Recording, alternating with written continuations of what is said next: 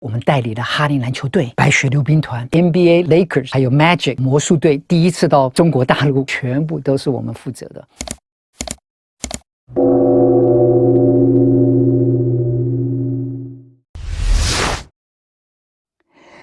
大家好，我是李树全。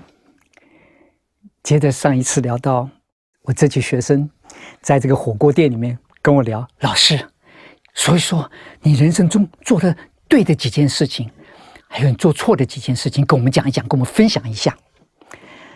上一集我们谈到人生中我做对的那一件事情，就是把散的客户转成合约客户。那第二件做对的事情是什么？我顿了一下，我想了一想，1993年，我的录音室，我的电脑公司，从原来的那个 Saticoy 那条马路上搬到了 Burbank， 更接近了市区，地址更好，在环球片场的旁边，在 Burbank 大道上，还有 Lancashire， 如果大家熟，就是 Lancashire 那个大道就直接通去环球片场那个大马路，然后买下我的办公室，然后把我们的录音室 Studio 7全部移到这个 Burbank 这个新的这个办公室来。我们除了录音，我们除了做这些电脑之外，其实电脑我们已经慢慢做的越来越少，但是我们最大的一个就是我们的娱乐经济。我们那个时候我们代理了哈林篮球队、白雪溜冰团，还有 NBA Lakers， 还有 Magic 魔术队第一次到中国大陆是我们办的，然后后来哈林篮球队第一次去中国大陆、去苏联，全部都是我们负责的。后来白雪溜冰团1992年去中国大陆巡回表演，都是我们公司在幕后安排的。公司的规模越做越大，员工也慢慢的增加了。但是我自己的内心其实知道，我开始遇上了一些瓶颈，有一些无力感，员工的绩效发现越来越低，很多人只是在混日子。我那个时候有一个很棒的一个助理，下一次有机会我再跟你讲，他叫 Carrie Turner， 是我最棒的一个助手。后来他居然成为美国一位家喻户晓的一个电影明星，而且 Carrie Turner 也在我早期的 MV 里面出现过当女主角。她跟随了我大概4-5年的时间。那段时间越来越多的员工会抱怨，但是员工抱怨给老板，老板没有地方可以抱怨给别人，越来越多的这些压力全部堆积在我一个人身上。有的时候我为了纠正员工一件事情，只要话讲得稍微重了一点，人家马上翻脸不干，第二天不来了，你拿他一点办法都没有。然后你也知道整个公司像个很慢的一个齿轮，就是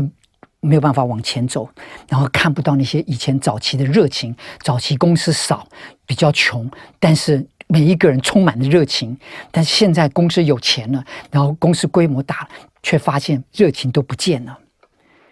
我那个时候感觉非常非常的焦虑。在那个时候我有一个好的写歌词的 partner 伙伴，他叫做 John Cirillo， 是个意大利人，美国长大的意大利人。因为他的名字 Cirillo 就是一个意大利家族的名字。他是一个超级的业务，但是他也很会写歌。他写了一首歌叫做 Why Did It Take Me So Long， 也收录在我的精选集里面。如果各位有机会的话，可以看一下在美国发行的一张专辑叫 Take Me to Your House， 但里面有一首歌叫做 Why Did It Take Me So Long， 就是 John Cirillo 写的。John Cirillo 除了跟我写歌词之外，有一天我就把我这沉重的心情跟 John 分享。 John， 我真的不知道如何带我的团队了。压力很大，很多苦水，老板没有地方可以吐。你自己知道，有些是因为财务的问题，有一些是市场现实的问题，各种因素，这些苦水只能自己咽下去。我就跟 John 说，有些话真的不适合从我嘴巴讲出来，我好希望有一个人能帮我讲这些话，这些员工可能更听得进去。John 就突然冒出来说 David, I'm glad to do that. 我很乐意帮你做这件事情啊。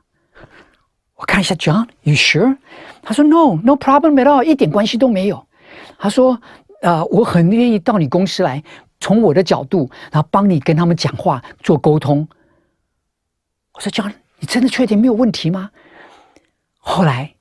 我就约 John，礼拜4晚上你来我公司，我来安排披萨，大家吃披萨，开心吃披萨，我请客。然后 John 你去跟这些员工谈，然后我闪人，你们关起门来，他们所有的这些怨气全部吐给你，然后你能帮我做一个润滑剂，然后我在私下再跟你讨论，看我们怎么来解决这些问题。从那一个礼拜开始， John 就进到我公司来，开始听每一个部门的主管他们的怨言，他们的苦水，他们的问题。John 是一个非常好的一个沟通者，他是一个超级业务，他就一个一个的做这些笔记，然后再跟我回报，然后我就会私下跟 John 讨论我们怎么来做这些调整。那一天晚上 John 帮我做完了这个活动之后，我就拿了一个小红包，我们中国人习惯用的红包，我里面塞了100块美金，然后我就 John,Thank you so much。 他说这个是什么东西啊？怎么是个红色？老外没看过红包，他们不知道红包是什么。我说 No, this is our tradition， 这是我们的传统，谢谢你，这是我们感谢的一个方法。他就把它打开一看，里面有100块，哇 Thank you， 他当然很开心。后来 John 每一个礼拜4晚上下了班之后6点半之后，就在我们公司开始有一个 pizza 的 dinner， 然后我请客，我闪人，留那个空间让员工自己没有任何的压力，可以把他们所有的苦水，所有的抱怨，所有的困难，业务上碰到的种种的困难，全部跟 John 讨论。 John 也成了我跟员工之间最好的一个润滑剂。就这样子大概持续了1年的时间。 John 把我的公司从一个悬崖的地方拉回来。有趣的是，后来每一次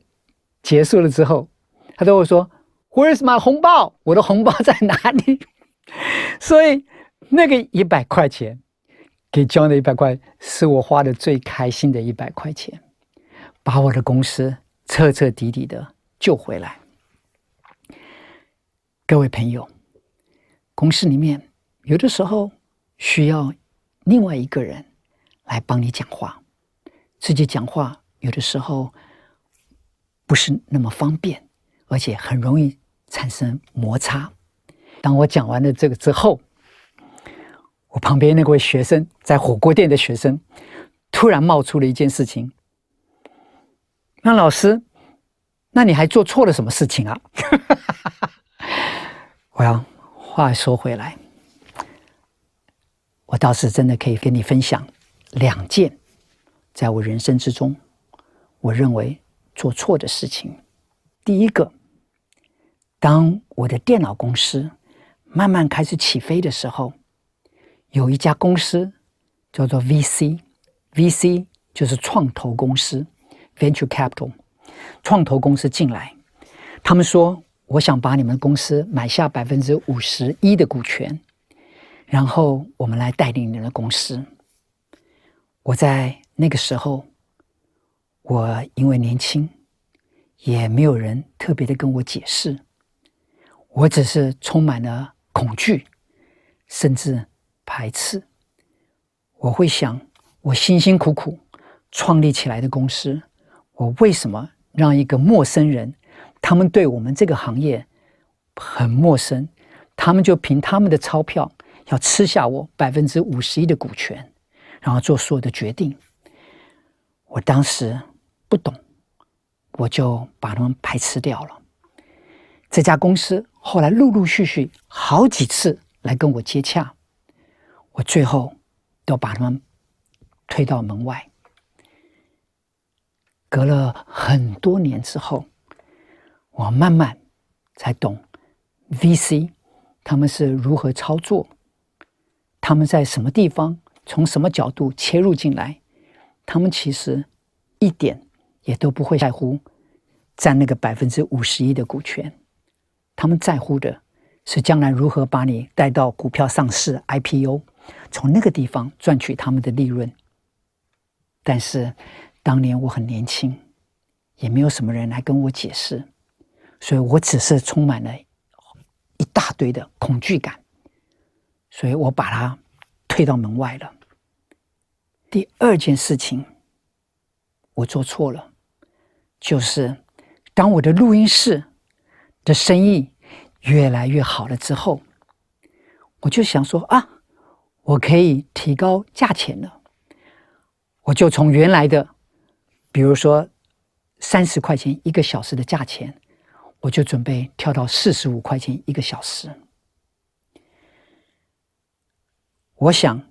既然我的录音室排得这么满，每一间录音室客户都这么多，我也不缺少你几个客户。然后我不但我把价钱提高了之后呢，我也可以过滤一些不好的客户，然后我也可以创造更高的利润，我也可以为我的员工给更优渥的薪水。这一切听起来好像都不错，只是我忽略了一件事情。我的客户一看到我涨价了之后，马上转头就跑去其他的录音室了，就不再回来了。这些错误的决策，过了20多年之后，我后来才慢慢了解我当时做错了。因为有一件事情，有一个东西叫做赛局理论。赛局理论告诉我们，当你的客户用30块钱1个小时来你这边录音的时候，他找到了一个均衡点，他的 CP 值跟他所付出的价钱在他的认知里面达到了一个平衡点，英文叫做 equilibrium， 就是一个饱和点，价钱 CP 值是他愿意给付的。但是当你有任何一边开始变动的时候，就打破了那个均衡点。一旦均衡点 equilibrium 被打破了以后，这些人就流失了。麦当劳大约在10几年前，因为物价大涨，麦当劳做了一件非常非常聪明的一个抉择，值得我们大家学习。别家公司都涨价了，汉堡涨价了，麦当劳坚持不涨价。不但他把客户的忠诚度锁住了，他更把其他的这些竞争对手也打败了。你可能会问，在物价都全部在涨的时候，麦当劳不涨，那他怎么生存呢？他把他的鸡块缩小了，他把他原来那个汉堡这么大缩了20%，他把他原来的分量缩了一点点，但他价钱不变，他锁住了他的忠诚的客户。我当时忘了做这些事情。还有很多公司很好的例子， Toyota 它的平价汽车高档车叫 Lexus， Nissan 平价汽车它的高档车子是 Infiniti， 全部分开。我做错了一件事情，是当我机器越来越多，我的装潢越来越漂亮，我的空间越来越大的时候，我该做的一件事情不是直接涨价，而是在开第2间录音室，叫做不同的品牌不同的名称，这样子我才能把客户区隔开，并且保留住我原始的客户。这些都是我当时年轻创业的时候不知道的智慧。我希望今天透过这个镜头，我能把我这些做错的事情也一样的跟你分享。希望你们能超越我，做得更棒。今天在我们结束之前，我们做个结论。第一个，不要先开公司，要先有客户再开公司，次序不要颠倒。第二个，每个周四的晚上邀请一个外界的顾问或是更资深的人，利用别人的才华，网罗别人的才华进到你的团队，然后帮你解决这些问题。第三，把你的散客变成合约客户。可能表面上你的收入可能会降低，成本会提高，但是别忘了